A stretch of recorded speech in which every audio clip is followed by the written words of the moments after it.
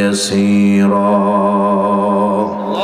وأما من أوتي كتابه وراء ظهره فسوف يدعو ثبورا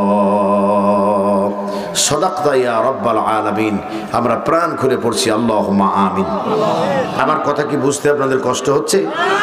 বিশাল বড় জনসমুদ্রে কথা বলার যে স্পৃহা, বিশাল যে জনসমুদ্রে কথা বলার যে হিম্মত, সেটি আজকে রাউতির জমিনে আমাদেরকে দেখাতে হবে। বলেন ঠিক কিনা? আমরা হাঁটতে আসিনি, আমরা জিততে এসেছি। আমরা কথা বলতে জানি, বাতিলের কাছে মাথা নত করতে জানি না। বিগত বছরগুলোতে আমরা ফোন ছাড়া আমরা মঞ্চে উঠে ওয়াজ করতাম না। অন্তত আমি মঞ্চে ফোন ছাড়া ওয়াজ করতাম না। কেন করতাম না জানেন? এই কেন কথাটা আপনারা মেহেরবানি করে একটু গবেষণা করবেন, তাহলে পিছনে যারা আছেন এরা সব মিলে একসঙ্গে এর চিৎকার দিয়ে আল্লাহু আকবার বলেন। হ্যাঁ, একেবারে হ্যাঁ, একটু গালা খেকর দিয়ে আপনারা বলেন আল্লাহু আকবার। ধন্যবাদ। কে বলেছে আমরা কম? আমরা তো কম না, আমরা বেশি। প্রিয় ভাই সাহেব, অনেক কথা মনে পড়তেছে সাথিয়ার, সে কথাগুলো আমি হালকা তুলে ধরবো ইনশাল্লাহ। ইনশাল্লাহ বলেন। সংগ্রামী বন্ধুগণ, আমি তেলাওয়াত করেছি কোরআনুল কারীমের, মোবাইলের কথা কিন্তু বলবো, কেন মোবাইলে আমি মঞ্চে উঠি। আমি তেলাওয়াত করেছি কোরআনুল কারীমের 30 নম্বর পারা থেকে একটি সূরা, সূরার নাম সূরা ইনশিকাক। এই সূরার অর্থ হলো খণ্ড বিখণ্ড। এই সূরার অর্থ কি? হ্যাঁ, বলতে হবে আপনাদের। কি সূরার নাম কি? যদি আরবি বলতে না পারেন তাহলে আগামীকাল বলবেন যে হেলালি সাহেব ওয়াজ করছিলেন খণ্ড বিখণ্ড সূরা দিয়া। সূরা শব্দের অর্থ হলো টুকরা। সূরা শব্দের অর্থ কি? টুকরো। এক একটা টুকরোকে এক জায়গায় করলে একটি আকার ধারণ করে। অনুরূপভাবে এক একটি সূরাকে আল্লাহ রাব্বুল আলামিন একেবারে তসবির দানার মতো গেথে 114টি সূরা দিয়ে আল্লাহ পাক তৈরি করেছেন একটা কোরআন। বলেন সুবহানাল্লাহ। সেই কোরআন এ বিশ্বের মানব সভ্যতার জন্য তিনি আমাদেরকে উপহার দিয়েছেন। আমরা এই উপহারটা আজও লুপে নিতে পারিনি, তার কারণ আমাদের কপাল পোড়া। এই বহির্বিশ্বে যে মুসলমানরা মার খাচ্ছে, এই মার খাওয়ার পিছনে মূল কারণ হলো আল্লাহ প্রদত্ত আর রাসূল প্রদর্শিত জীবন ব্যবস্থাকে বাইপাস করে এই পৃথিবীর মানব রচিত আইন এবং মানব রচিত মতাদর্শকে গুরুত্ব দেওয়া। বলেন ঠিক কিনা? এর জন্য আমাদের কপালে এত দুর্দশা হয়েছে। সংগ্রামী ভাইয়েরা আমার, আমি জানি না আপনাদেরকে খুশি করতে পারবো কিনা, তবে চেষ্টারও কোনো কমতি রাখবো না ইনশাল্লাহ। ইনশাল্লাহ বলেন। তাহলে 30 নম্বর পারা থেকে একটা সূরা তেলাওয়াত করেছি, সেই সূরার নাম সূরা ইনশিকাক। এর অসংখ্য আয়াত, ছোট ছোট আয়াত। মক্কার সূরার একটা বৈশিষ্ট্য হলো এর সূরাগুলোর আয়াত হবে ছোট ছোট। কি হবে? ছোট ছোট। এর আরেকটা বৈশিষ্ট্য হলো এর আলোচনাগুলো হবে পরকাল কেন্দ্রিক, অর্থাৎ তাওহীদ, আখিরাত এবং রিসালাত কেন্দ্রিক আলোচনা হবে। সেই সূরা থেকে আমি 6 নম্বর আয়াত থেকে সম্ভাব্য 10 পর্যন্ত আপনাদের সামনে তেলাওয়াত করেছি, যার বাংলা অর্থ হলো পৃথিবীর মানব মণ্ডলীকে আল্লাহ ডাক দিয়ে বলেছেন, হে পৃথিবীর মানব মণ্ডলী, তোমরা যে যে কর্মে থাকো না কেন, প্রচেষ্টা চালিয়ে যাচ্ছ, সংগ্রাম করছো, পরিশ্রম করছো, একদিন না একদিন তোমার রবের সাক্ষাৎ তোমাকে দিতেই হবে। অতঃপর যে ব্যক্তি ডাইন হাতে আমল নামা পাবে, আল্লাহ রাব্বুল আলামিন তার হিসাবকে সহজ করবেন। সুবহানাল্লাহ কোন? পক্ষান্তরে যে ব্যক্তি বাম হাতে আমল নামা পাবে, আল্লাহ রাব্বুল আলামিন তাকে পেছন দিক থেকে আল্লাহ পাক সেই আমল নামাটা তার হাতে ধরায় দিবে। আর এই যে যারা ডাইন হাতে পাইলো, এরা আনন্দে চিত্তে তার আপনজনের কাছে দৌড়িয়ে যাবে, বলবে দেখো আমাকে আল্লাহ কি দিয়েছে। সুবহানাল্লাহ। তো এই বিষয় নিয়ে আমি কথা বলবো ইনশাআল্লাহ। ওমা তাওফীকি ইল্লা বিল্লাহ। আল্লাহ যেন কবুল করেন, বলেন আমিন। এখন আপনারা একটু আওয়াজ দিয়ে বলেন তো, আপনারা কি কষ্ট পাচ্ছেন? ইনশাআল্লাহ। আপনারা কি হেরে যাচ্ছেন? আমি আরো খুশি হতাম যদি এই বাংলা জায়গাগুলো একটু পুড়ে বসতেন। আমি বিরক্ত করা কোনো মানুষ নয়, তারপরেও যেমন আছেন যদি ওখানে থেকে সন্তুষ্ট থাকেন ওইভাবেই থাকেন। ওয়াজ আমরা করব ইনশাআল্লাহ। বলেন আমার বন্ধুগণ, আমি ব্যাখ্যায় যাওয়ার আগে আমি আমার সেই কথায় ফিরে যাচ্ছি। আমি কিন্তু সমস্ত প্রমাণ দিয়ে দিলাম যে আমি এখান থেকে আলোচনা করছি। আমি মোবাইল ছাড়া আমি ওয়াজ করতাম না মঞ্চে। বলতে পারেন যে মোবাইল কেন নিয়েছেন? মোবাইল আমার হাতে ছোট্ট একটা মুঠোফোন থাকতো। সেই মুঠোফোনে আমার নিয়োগকৃত ব্যক্তি যারা ড্রাইভার, পিএ যা আছে, এরা সব রাস্তার এধারে ওধারে চার দোকানে বসে থাকতো। আর আমার কাছে মেসেজ পাঠাতো যে স্যার, পুলিশ এই মুহূর্তে অমুক জায়গায় অবস্থান করছে।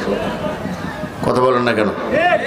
পুলিশ এই মুহূর্তে অমুক জায়গায় অবস্থান করছে। স্যার, সিভিলে পুলিশ দেখতে পেলাম, মনে হচ্ছে ডিবির কোনো সদস্য। গাড়ির নাম্বার দেখলো এবং জিজ্ঞাসা করলো কোন রাস্তায় আমরা যাব। পরিশেষে কমিটি এসে কানে কানে ওহী নাজিল করলো, হুজুর আমরাও বিপদে আছি, আপনাকেও নিয়েও বিপদে পড়ে যেতে পারি। সুতরাং আপনি মেহেরবানি করে কথা বলার ক্ষেত্রে একটু সতর্কতামূলক পথ অবলম্বন করুন। আফসোস এই জাতির জন্য 99 নয় 92% প্রায় কাছাকাছি এ বাংলাদেশে মুসলমান আমরা। বলেন ঠিক কিনা? কথা বলেন ঠিক কিনা? হিন্দু ভাইয়েরা তাদের ধর্মীয় আচার অনুষ্ঠান তারা আপনার করবে, তাদের কৃষ্টি কালচার তারা উপভোগ করবে, এটাই স্বাভাবিক। তাদের সেই নিরাপত্তা দেওয়ার জন্যে 4 স্তর নিরাপত্তা দিয়ে তাদেরকে সিকিউরিটি দেওয়া হয়েছে। এমনকি 24 ঘন্টা বিদ্যুৎ সার্ভিস দেওয়া হয়েছে যেন তারা তাদের আল্লাহ রাব্বুল আলামিন কোরআনুল কারীম নাজিল করেছেন, তিনি এই পৃথিবীর মানুষ যেন বিপদগামী না হয়ে যায়, মানুষ যেন আল্লাহর দ্বীন শিখতে পারে, চিনতে পারে, মানুষ যেন নবীজির রেখে যাওয়া পথ এবং মত অনুসরণ করে চলতে পারে। এই জন্য আল্লাহ রাব্বুল আলামিন 30 পারা কোরআন দিয়েছেন, সাথে সাথে একজন শিক্ষক পাঠায় দিয়েছিলেন। সর্বশেষ যিনি প্রধান শিক্ষক আসলেন তিনি হলেন সাইয়্যিদুল মুরসালিন রাহমাতাল লিল আলামিন, বিশ্বনবী জনাবে মুহাম্মদুর রাসূলুল্লাহ সাল্লাল্লাহু আলাইহি সাল্লাম। তিনি আসলেন, এই পৃথিবীর বুকে সমস্ত টিচারের দাওয়াতি কার্যক্রম বন্ধ হয়ে গেল। আল্লাহু আকবার কোন। সমস্ত যত সহিফা এসেছিল, কিতাব এসেছিল, সেগুলো বন্ধ করে দেওয়া হলো। এই বন্ধ করে দিয়া আল্লাহ রাব্বুল আলামিন নবীর মাধ্যমে এই পৃথিবীর মানুষকে অন্ধকারের পথ থেকে আলোর পথ দেখালেন। অন্ধকারের পথ থেকে আলোর পথ দেখানোর জন্য যে পদ্ধতি অবলম্বন করলো, সেই পদ্ধতিটার নাম হলো, নবীজি বলেছেন, তারাকতু ফীকুম আমরাইন লান তাদিল্লু মা তামাসসাকতুম বিহিমা। তোমাদের জন্য বলে যাচ্ছি, ভালো করে শোনো, তোমরা কখনোই পথভ্রষ্ট হবে না, কেউ তোমাদের বিপদগামী করতেও পারবে না যদি তোমরা কোরআন এবং সুন্নাহকে নিজেদের জীবনের জন্য আঁকড়ে ধরো। আফসোস হলো এই জাতির জন্য, মুসলমানের ঘরে জন্ম নিয়ে আল্লাহু আকবারের তাকবীর নিয়ে দুনিয়ার মুখ দেখে তারা ব্যক্তি চরিত্র প্রতিষ্ঠার জন্য স্লোগান দিত। বলেন ঠিক কিনা? আর যারা আল্লাহর বরত্ব আর রাসূল সাল্লাল্লাহু আলাইহি সাল্লামের সুন্নাহ প্রতিষ্ঠার জন্য স্লোগান দিত, তাদের ধরে ধরে মিথ্যা মামলা দিয়া, গায়েবী মামলা দিয়ে দিয়ে তাদেরকে জেলে পুরে রাখতো। দিনের পর দিন, রাতের পর রাত রিমান্ডে দিয়ে তাদের নির্যাতন করা হতো। আল্লাহ পাক ডেকে বলেছেন, আমি ছাড় দেই কিন্তু ছেড়ে দেই না। মনে রাখো, কুল সিরু ফিল আরদ ফানজুর কাইফা কানা আকিবাতুল মুকাজ্জিবিন।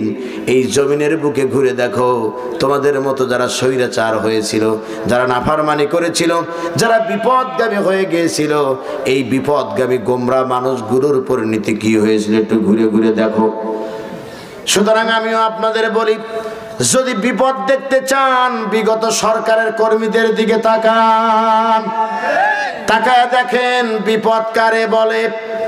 এমনও দিন গেছে এমপি মন্ত্রী দরকার হয় নাই, নিজের এলাকার পাতি নেতার গরমে এলাকা গরম। মিথ্যা কথা বলছি নাকি বলেন? ওয়ার্ডের মেম্বার এমন ভাবে কথা বলতো যেন মনে হয় এলাকার মন্ত্রী। পুলিশের কনস্টেবলের চাকরি করে, এমন ভাবে একজন গুরুত্বপূর্ণ ব্যক্তিদের কথা বলতো, কথা বলা দেখে মনে হতো মনে হয় এসপি সাহেব। তার কারণ সে জানতো যে আমার জীবন এভাবেই যাবে, কিন্তু একই সঙ্গে যে থানার ভিতরে যে কয়েকজন আগে পিটাইয়া পোড়াইয়া মেরে ফেলে দিবে, সিরাজগঞ্জের এনায়েতপুরে না গেলে আর বোঝা যেত না। স্বাধীন করে দিল। আল্লাহ পাক ডেকে বলেন, আমি ছাড় দিয়ে রেখেছিলাম কিন্তু ছেড়ে দেই নেই।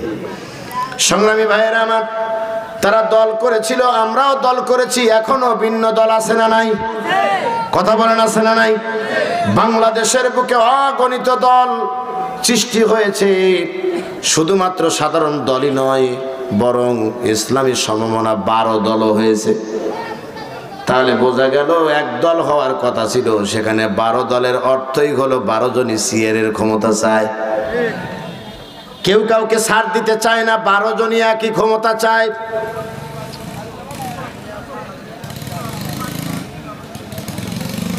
আপনারা কি কষ্ট পাচ্ছেন? আলহামদুলিল্লাহ বলেন, আরে চিৎকার দেন আল্লাহু আকবার। ইসলামী সমমনা 12 দলের মানে হলো 12 দলের 12 নেতা। আইন রচনা করবে আল্লাহর, ওরা 12 নেতা হয়ে আজ দেশে অশান্তি সৃষ্টি হয়েছে। এদেশের সব আলেম ওলামা যদি এক কাতারে আসতো, তাহলে এই সমাজের বুকে বামপন্থীরা মাথা উঁচু করে কেউ কথা বলতে পারতো না। তবে কিয়ামতের দিন যায় যার যার দলের পরিচয় শেষে দিও, কিরকম পারো। কেরামান কাতিবিন রোজ হাসরের দিন আল্লাহর কাছে যদি করে অভিযোগ, আমি বলবো দুনিয়ায় ছিলাম আওয়ামী লীগের লোক। কথা কয় না, আরে জোরে কর না কেন? আওয়ামী লীগের যে ভাইটা আছে ওর কাছে যা জিজ্ঞাসা করেন আপনি কোন দল, ও নিঃসন্দেহে বলবে আমি আওয়ামী লীগ। মাখরাজ করে কোন আওয়ামী লীগ। জিজ্ঞাসা করা হয়েছে আপনি কোন দল, ও বলবে আমি বিএনপি। আপনারা জিজ্ঞাসা করলে আপনি বলবেন আমি আগে কিছুই ছিলাম না, এখন জামাত। দেখছেন তো সিলেটের টিকটক দেখেন নাই? 2 বন্ধু হাত ধরে ইট মারা শুরু করছে, টিকটক বানাইছে। বলছে বল তুই কোন দল করিস? কয় আগে যা করছি আওয়ামী লীগ ছিলাম, এখন আওয়ামী লীগও না, বিএনপি না, এখন জামাত। এর মানে হলো জামাতের কাছে আসলে নিরাপদ। আগে নিজে নিজে ভাবেন, কিরামান কাতিবিন রোজ হাসরের দিন আল্লাহর কাছে যদি করে অভিযোগ, আমি বলবো দুনিয়ায় ছিলাম হাসিনা খালার লোক। হাসলেন আর আমি দুঃখ পাচ্ছি, তার কারণ আপনি তো আসলে ওই দলের লোক। আমি বললে দোষ কি? কথা কন না কেন? কিরামান কাতিবিন রোজ হাসরের দিন আল্লাহর কাছে যদি করে অভিযোগ, আমি বলবো দুনিয়ায় ছিলাম আল্লাহ তাআলার লোক। স্লোগান তো এরকম হওয়ার কথা, উল্টা আমরা উল্টায় ফেলেছি। বলেন ঠিক কিনা? কষ্ট লাগতেছে নাকি? আবার কেউ তো ব্যথা পেতেছেন না? হ্যাঁ, ব্যথা লাগলেও কিছু না, আপনাদের ভিতরে একটু সন্দেহ মনে হইতেছে। হ্যাঁ, আমি তাও মিঠি মিঠি বলতেছি। আব্দুল সালাম ভাই এসে কিন্তু কড়া করে বলবেন, ভালো করে বুঝেন, উনি কিন্তু আমার মতো এত রস দিবেন না। আমার অত্যন্ত কাছের একজন মানুষ, প্রিয় ভাই আমার এসে কড়া করে বলবেন, আমি একটু নরম করে বলছি, তার কারণ একটু শয়ে আপনারা আগে প্রস্তুতি নেন। জেনে রাখবেন মুসলমানেরা, হক কথা বললে যদি কারোর কলিজার ভিতরে লাগে, তখন যদি দলের চিন্তা আসে, নেতার চিন্তা আসে, মনে করবেন ওর বিবেকের মধ্যে দুর্ভিক্ষ হয়েছে। কি হয়েছে? বিবেকের মধ্যে দুর্ভিক্ষ হয়েছে। সংগ্রামী ভাইয়েরা আমার, প্রিয় সাথিয়াবাসী, আল্লাহ রাব্বুল আলামিন তিনি বলেছেন, ইয়া আইয়ুহাল ইনসানু ইন্নাকা কাদিহুন ইলা রাব্বিকা কাদহান ফামুলাকি। আল্লাহু আকবার। হে পৃথিবীর মানব মণ্ডলী, সুন্দর করে বোঝার চেষ্টা করেন। বড় মঞ্চে কথা বলে আমাদের সাধারণত অভ্যাস, আলহামদুলিল্লাহ। আপনারা যারা বসে আছেন তারাও ছোট নয়, কিন্তু আপনাদের গতিবিধি কথাবার্তা আমি অন্য মনস্ক হোক এটা আমি চাই না। প্রিয় ভাই সাহেব, আল্লাহ বলেন, হে পৃথিবীর মানব মণ্ডলী, শুনে রাখো, তোমরা যে যে কর্মে যে অবস্থায় চেষ্টা প্রচেষ্টা সংগ্রাম চালিয়ে যাচ্ছ, শেষ গন্তব্য হলো তোমার রবের সঙ্গে তোমার মোলাকাত হবে। বলেন ঠিক কিনা? রবের সঙ্গে কি হবে? মোলাকাত হবে। এখন আমরা তাফসিরে কোরআন বিল কোরআনের কয়েকটা আয়াত বলতে চাই। আমার দিকে তাকান। ইয়া আইয়ুহাল ইনসানু মা গাররাকা বিরাব্বিকাল কারীম, হে পৃথিবীর মানব মণ্ডলী, কিসে তোমাকে তোমার রব থেকে বিভ্রান্ত ফেলে দিয়েছে? তোমার রব থেকে তুমি কিভাবে বিমুখ হয়ে গেছো? কারণ কি? তোমার তো আল্লাহ তাআলাকে ভুলে যাওয়ার কথা নয়, তোমার তো মহান রবকে ভুলে যাওয়ার কথা নয়, তুমি ভুলে গেছো কেন? এরপরে আল্লাহ পাক বললেন, খলাকল ইনসান, আমি মানুষ সৃষ্টি করেছি। একটু আওয়াজ দিয়ে বলেন তো, মানুষ সৃষ্টি করেছেন কে? একসাথে সবার বলতে হবে, মানুষ সৃষ্টি করেছেন কে? কিন্তু আমার দেশে বসে থেকে শাহরিয়ার কবির আর জাফরুল্লাহ দুই ভাইয়ের মাথা গরম হয়ে যেত, মানুষ নাকি বানর থেকে এসেছে। আমরা বলেওছি আত্মা ভরিয়া যদি গুলি করে মেরে ফেলে দিত, কিচ্ছু করার নাই। আপনাদের এই পাবনা ঈশ্বরদী একটা মাহফিলে যাওয়ার আগে আমার মোবাইলে দুপুরের পরে অর্থাৎ লাঞ্চের পরে একটা মেসেজ বাংলায় লেখা উঠলো, আসা মাত্র গুলি করা হবে। কথা কি বুঝতে পারছেন? আসা মাত্র কি করা হবে? তা আমি বললাম যে আসলে কি অবিবেচক মানুষ, একটু নাস্তাও দিবে না, যাওয়ার পরেই গুলি করবি, এত সাংঘাতিক লোক। তো মানুষ না বেঈমান? কয় কি, এটা মেহমান মুসাফির যাবে, আরো বলছে যাওয়া মাত্র গুলি, এখানে নাস্তাও দিবে না।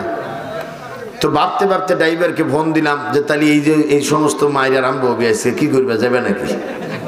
কথা কি বুঝতে পারছেন? এটা ড্রাইভার আমারে বললো যে সেটা চিন্তারই তো বিষয়, তারপরও দেখি। এর মধ্যেই ফোন বেজে উঠেছে, ফোনে বলতেছে যে মেসেজ পাইছেন। আমি তখন বুঝতে পারলাম যে মোল্লার দৌড় মসজিদ পর্যন্ত। আশা করি আমার ইমানের কাছে আস্তে করে টাচ লেগে বালির বাঁধের মতো ভেঙে যাবে। আল্লাহু আকবার কর। তার কারণ ওই রকম পুঁটি মাছের আত্মা, কথা কি বুঝতে পারছেন? অত ছোট আত্মা নিয়ে আমরা ইসলামী আন্দোলন করি নাই, অত দুর্বল ইমান নিয়ে আমরা কোরআনের মাঠে নামি নাই। আমার জীবনে আমি দেখেছি পিস্তল নিয়ে ঘুরছে আমার সামনে দিয়া যে গুলি করবো বেশি কথা বলে। আমি বলছি যদি গুলি করো তাতে কোনো দুঃখ নাই, তবে আমার মৃত্যু গুলিতে না থাকলে পাশে একজন মরে যাবে, আমি মরবো না। এই ইমান আমার আছে। বলেন ঠিক কিনা? আমার বন্ধুগণ, ফোনে জিজ্ঞাসা করলাম যে আসা মাত্র গুলি করা হবে, আপনি লিখেছেন ওই গুলি যে আপনারও লাগতে পারে, আপনি কি কোনো গ্যারান্টি দিতে পারেন? কই যে না। তা যদি না পারেন, আপনার এত ক্ষমতা এত পাওয়ার, কোরআনের মাহফিলের বক্তাকে আপনি মেসেজ পাঠাইছেন যে আসা মাত্র গুলি করা হবে, আপনি কি জানেন এই গুলি আপনার কোথায় লাগতে পারে? বললো, আমি বললাম আপনার বিবেচনার বিষয়, আপনি আসবেন কিনা জানি না। আমি বললাম আমি যথা সময়ে যথা নিয়মে মঞ্চে হাজির হব। আল্লাহু আকবার কোন। যথা নিয়মে যথাস্থানে আমি হাজির হব, আর তোমার গুলিলে তুমি হাজির হয়। আশা করি আমার রব যদি মৃত্যু না লেখে রাখে, ও গুলি ফুটবে না। বলেন ঠিক কিনা? এর নাম ঈমান। এর নাম কি? এর নাম ঈমান।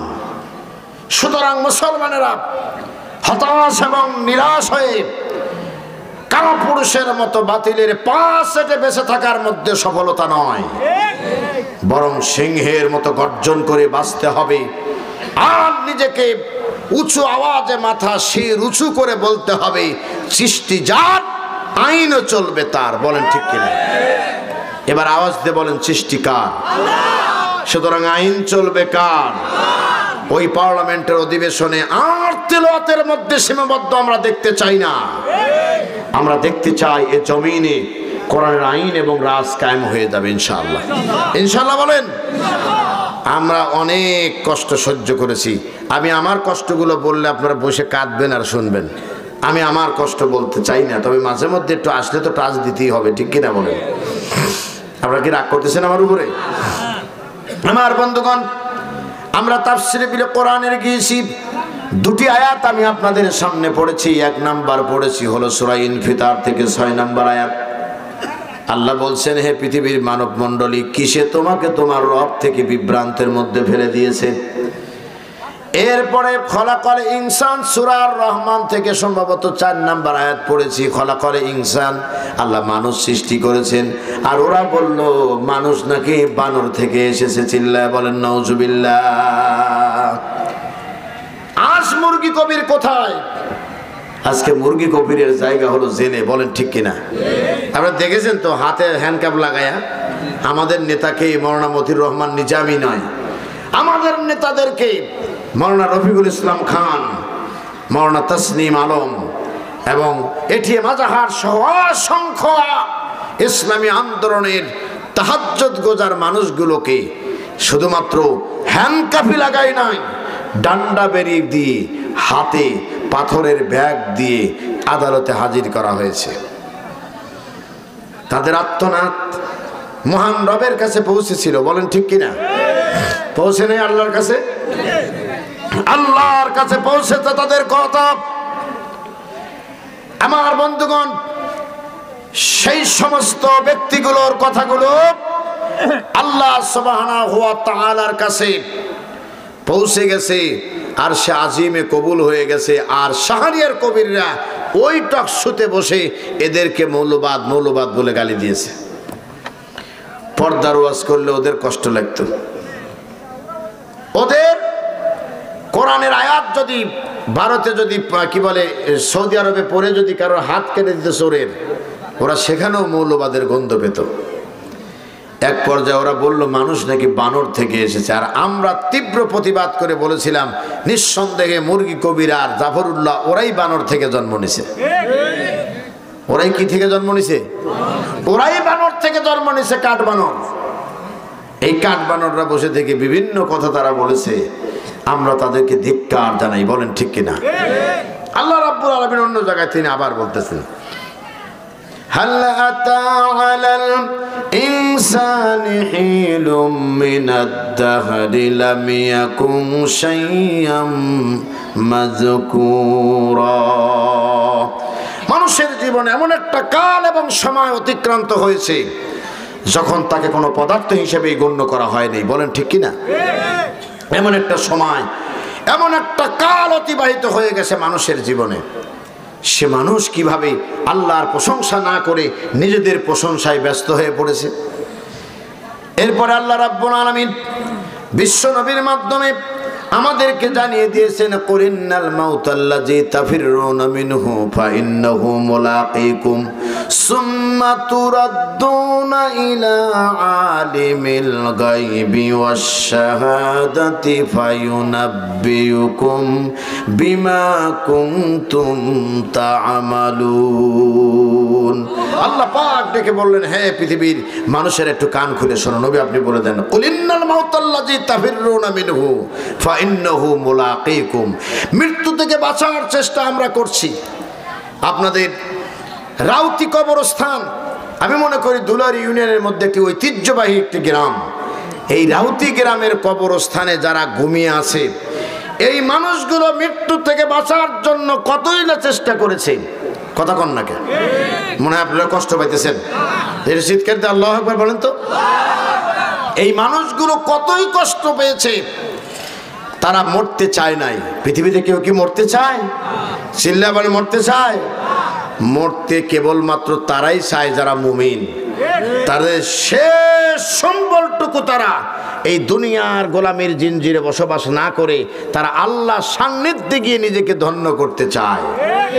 এজন্যই তো মতিউর রহমান নিজামী সাহেব ফাঁসির আগের দিন তার সন্তানকে বলেছিল, আমার জানাজা যেন মন্মথপুরে হয়। মানুষ মরে যাবে এই মুহূর্তে, তার জানাজা কোথায় হবে? চশমাটা যেন স্মৃতি হিসেবে বাসায় নিয়ে যাওয়া হয়। আর আমার জানাজায় যেন বেশি জনবল না হয়, কেননা মানুষের শস্য ক্ষেত, বিভিন্ন ক্ষেতের ক্ষয়ক্ষতি হবে। কিন্তু কোরআনের জন্য জীবন উৎসর্গ করার কারণে মানুষ তো তাদেরকে ভুলে যায় নাই। মানুষ পঙ্গপালের মতো ছুটে আসলো। বলেন ঠিক কিনা? পঙ্গপালের মতো ছুটে আসলো। ছুটে এসে মানুষ দিক বিদিক একেবারে লোকারণ্য হয়ে গেল। আপনারা জানাজা জাননি, অনেকে দেখছিলেন তো নাকি? পরবর্তীতে মানুষ দ্বারা যখন ক্ষতি হয়ে গেল, শস্য ক্ষেতের বিভিন্ন ক্ষেতের যখন ক্ষতি হয়ে গেল, তখন কর্তৃপক্ষ থেকে বলা হয়েছিল এর কি ক্ষতিপূরণ আমরা দিয়ে দেব। কিন্তু নিজামী সাহেব তো আল্লাহর জন্য জীবন দিয়েছে, কোরআনের জন্য জীবন দিয়েছে, এই জন্য পাবনার মানুষ সেদিন ক্ষতিপূরণ নেয় নাই, অন্তর থেকে দোয়া করে দিয়েছে। বলো আল্লাহু আকবার, আরো জোরে বলো আল্লাহু আকবার। আর আজকে যারা আল্লাহর ওলি, আজকে যারা আল্লাহর ওলি পরিচয় দিয়েছে, সালমান এফ রহমান সহ যারা